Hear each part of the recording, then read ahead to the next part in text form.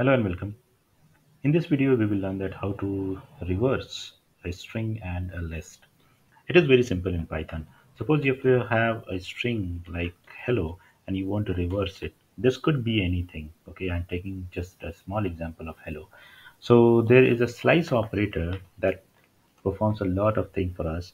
So just use this slice operator with the step count -1 with the negative value. It will reverse the string for you. Let's verify by printing the reverse value of this is, and here we can see that it is reversed. Okay, simple. Similarly, if you have a list of values and you want to reverse, so you can also use.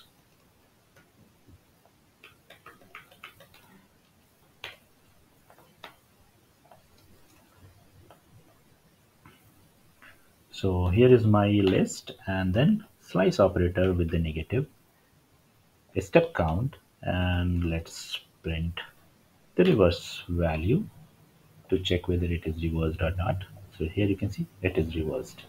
Okay, so by using the slicing operator, if you perform any reverse operation, either you are operating the operation onto the string or list, it will create a new string or list. It will not make changes into the existing object.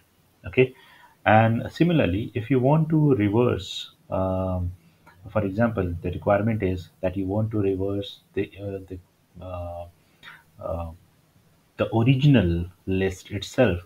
So for that, list gives you one method that you can use to do the reverse of the original list. Okay, so for that, I'll use that method. So my list dot,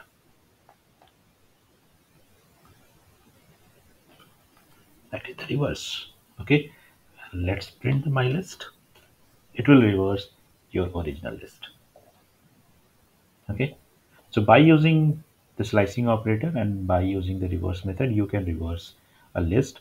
But for the string, you can use only the slicing operator to reverse. But there are some more mechanisms to perform this operation. I'm not going to discuss because this is very easy to perform the reversal operation onto the string and list.